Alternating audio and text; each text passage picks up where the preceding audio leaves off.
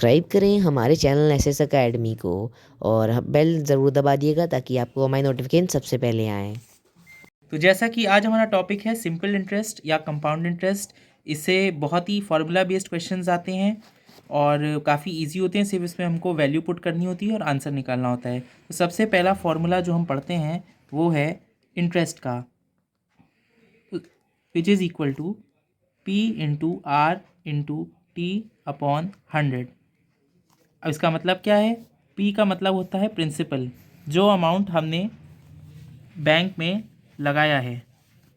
Are का मतलब होता है रेट और टी का मतलब होता है टाइम, यानी कितने टाइम के लिए हमने वो जो पैसा है वो जमा किया है। रेट मतलब उस पर कितना परसेंट इंटरेस्ट लगेगा, साल भर लगेगा या 2 साल का लगेगा, और प्रिंसिपल जो हमने अमाउंट जमा कराया है। तो ये हो गया I is equal to P into R into T upon 100। ये एक फार्मूला हो गया। इससे काफ़ी क्वेश्चन इससे हो जाते हैं सिंपल वाले। अब हम दूसरे फार्मूले की तरफ मूव करेंगे। जिन क्वेश्चंस में कंपाउंड इंटरेस्ट का वर्ड यूज़ किया जाता है उसमें ज़्यादातर हम देखते हैं ये फार्मूला यूज़ होता है। अब इस फार्मूले को मैं आपको लिख के दिखाता हूँ। A is equal to P 1 plus R upon 100 to the power n. अब हम समझ लेते हैं। ए का मतलब होता है अमाउंट, यानी जो हमने पैसा जमा किया है उस पर इंटरेस्ट कुछ सालों के बाद लगने के जो हमें मिलेगा वापस, उसको हम अमाउंट कहते हैं। पी यानी प्रिंसिपल, यानी जो पैसा हमने बैंक में लगाया है। आर का मतलब होता है रेट, यानी कितना परसेंट ब्याज हमको मिलेगा। और एन होता है नंबर ऑफ ईयर्स, यानी कितने साल के लिए हमने पैसा लगाया है। अब इसी पे बेस्ड हम कुछ क्वेश्चंस करेंगे जो पिछले सालों में पूछे गए हैं। Interest on a sum of rupees 8,000 at a certain rate percent per annum for 3 years is rupees 3,600. What will be the amount in rupees of the same sum after 2 years at the same rate if the interest is compounded 8 monthly? 8,000 रुपये की राशि पर एक निश्चित वार्षिक ब्याज दर पर 3 वर्ष में प्राप्त साधारण ब्याज ₹3,600 है।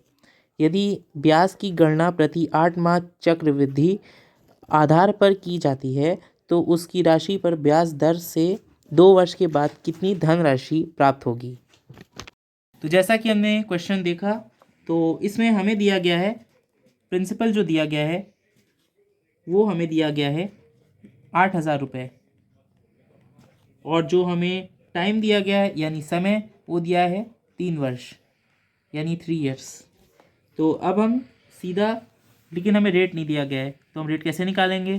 तो मैंने जैसे आपको बताया है, इंटरेस्ट का फार्मूला होता है P into R into T upon 100। अब हम सीधा जो वैल्यूज़ दी गई हैं उनको रखेंगे और सीधा आंसर निकालेंगे। इसमें हमको जो इंटरेस्ट निकाल के दिया गया है वो है ₹3600।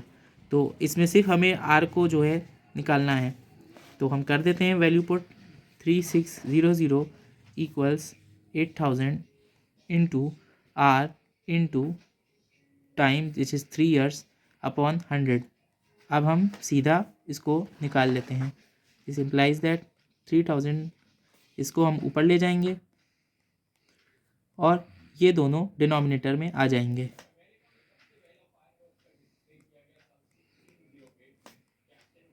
अब हम सीधा सीधा देख रहे हैं, ये 2 0 कट गए, ये यहाँ से कट गया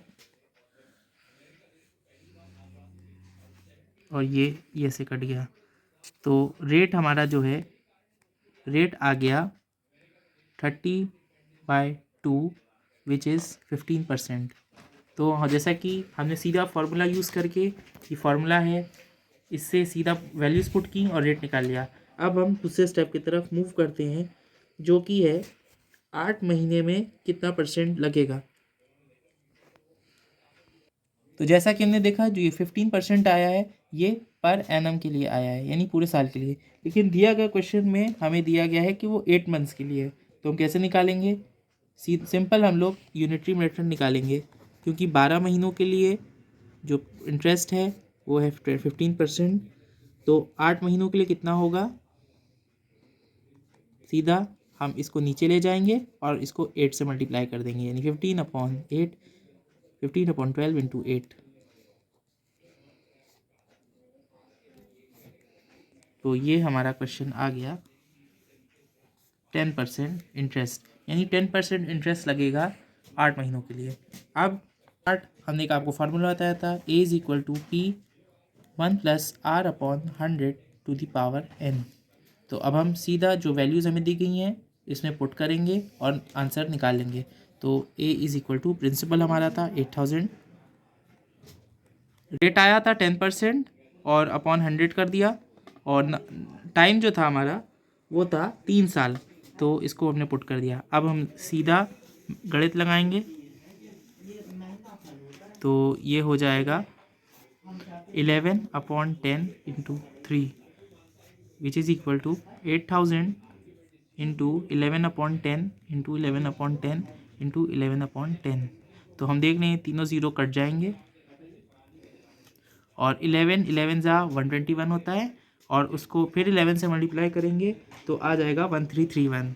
तो हम सीधा लिख सकते हैं 8 इंटू 1331 इक्वल्स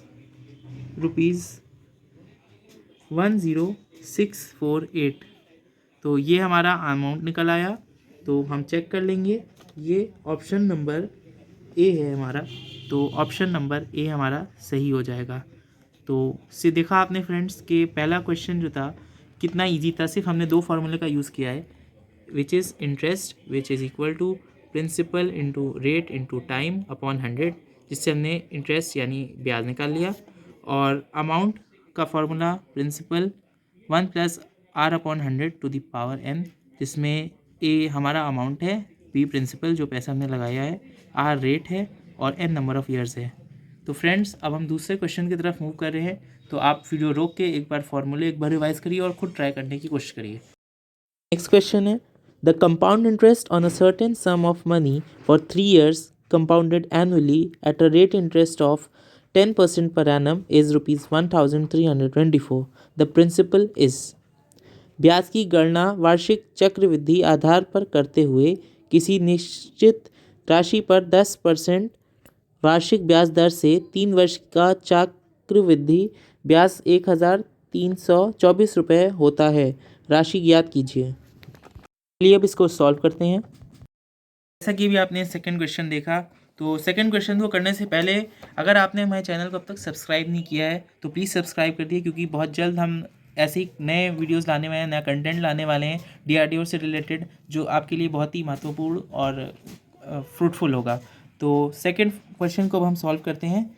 देखिए इसमें क्वेश्चन में कंपाउंड इंटरेस्ट दिया है, तो हमने एक फार्मूला पढ़ा था अमाउंट का, which is A is equal to P 1+r/100 ये तो हमारा अमाउंट है, लेकिन कंपाउंड इंटरेस्ट कैसे निकालते हैं? कंपाउंड इंटरेस्ट एक ये फॉर्मूला आप नोट कर सकते हैं, इज इक्वल टू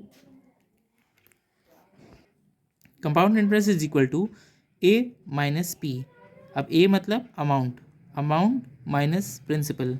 तो जैसा कि इस क्वेश्चन में हमको दिया गया है कि हमें प्रिंसिपल नहीं पता है, लेकिन हम अमाउंट के फॉर्मूले से निकाल सकते हैं, और कंपाउंड इंटरेस्ट में दिया ही है, तो सीधा अब हम एक फार्मूला जनरलाइज कर देते हैं। A is C compound interest is equal to P 1+r/100 लेकिन एक बार हमें प्रिंसिपल माइनस करना है, तो प्रिंसिपल हमने बाहर कॉमन ले लिया है और -1 लिख देते हैं। तो ये एक वही सेम फार्मूला है, लेकिन ये काफ़ी जगह ये भी यूज़ हो जाता है, तो ये फार्मूला जो है वो अमाउंट से ही निकला है। तो अब हम तो जैसा कि हमें कंपाउंड इंटरेस्ट क्वेश्चन में दिया गया है, कंपाउंड इंटरेस्ट दिया गया है हमारा 1324 rupees which is equal to P. अब हम सीधा जो फार्मूला है उसमें वैल्यूज़ पुट कर रहे हैं और कुछ भी नहीं कर रहे हैं, तो सीधा हमको आंसर निकल आएगा 1 प्लस रेट हमारा दिया गया है 10%, और टाइम हमारा जो दिया है नंबर ऑफ़ ईयर्स वो 3 साल दिए गए हैं। अब हम सीधा सिंपल मैथमेटिक्स करेंगे और आंसर निकालेंगे। तो ये 10 यहाँ से कट जाएगा, तो ये हम LCM लेके 10 आ जाएगा, और ये बन जाएगा 11।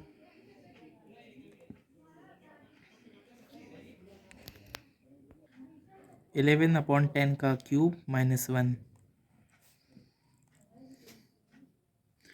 और हम देख चुके हैं इससे पहले वाले क्वेश्चन में 11 का क्यूब 1331 होता है। ये आप याद कर लिए, अक्सर क्वेश्चन में यही फार्मूला यूज़ होता है।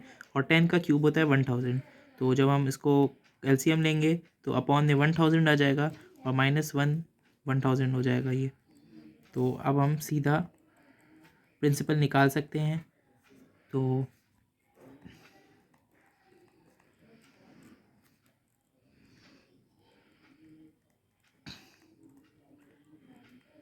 अब हम सीधा इसको ऊपर ले जाएंगे, इसको डिवीजन में कर लेंगे। तो हमारा प्रिंसिपल आएगा 1324 into 1000 divided by 331 equal to principal. अब आप इसको कैलकुलेट करेंगे तो हमारा गिवन ऑप्शन ये निकल के आएगा, प्रिंसिपल इक्वल्स ₹4000, जो कि हमारा ऑप्शन नंबर सी दिया है। तो इस क्वेश्चन का आंसर ऑप्शन नंबर सी है। देखिए, इसमें क्वेश्चन में कुछ खास बात नहीं थी, सिर्फ हमें कंपाउंड इंटरेस्ट का फॉर्मूला पता होना चाहिए जो कि अमाउंट से निकला हुआ है। अगर आपको ये नहीं पता है तो बस आप एक सीधा लाइन याद कर सकते हैं, compound interest equals amount minus principal, और इसको पुट करके आप इस क्वेश्चन को सिंपल मैथमेटिक्स के थ्रू सॉल्व कर सकते हैं और ऑप्शन निकाल सकते हैं। तो जैसा कि फ्रेंड्स आपने देखा, आज हमने 2-3 क्वेश्चन सॉल्व किए हैं जिसमें सिंपल हम फार्मूला लगा के आंसर निकालते हैं, और ये काफ़ी बार पूछा गया है और इस बार आने की भी चांसेस कम है। तो जैसा कि अब DRDO एग्ज़ाम्स के लिए टाइम बहुत कम बचा है, तो होप आप ऐसे टाइप के क्वेश्चंस मिस ना करें और चैनल को सब्सक्राइब कर दें। बहुत जल्द हम नए वीडियोज़ लेके आ रहे हैं। तो ये रहा आज आपका होमवर्क क्वेश्चन, इसे ज़रूर सॉल्व किए और हमें कमेंट सेक्शन में बताइए इसका क्या ऑप्शन आ रहा है। अगर आपको हमारा वीडियो पसंद आया तो उसे प्लीज़ लाइक करें, चैनल को सब्सक्राइब करें और बेल आइकन दबाएं। हम बहुत ही जल्द अगले वीडियो लेके आएंगे कंपटीशन से रिलेटेड। तब तक के लिए धन्यवाद। जय हिंद।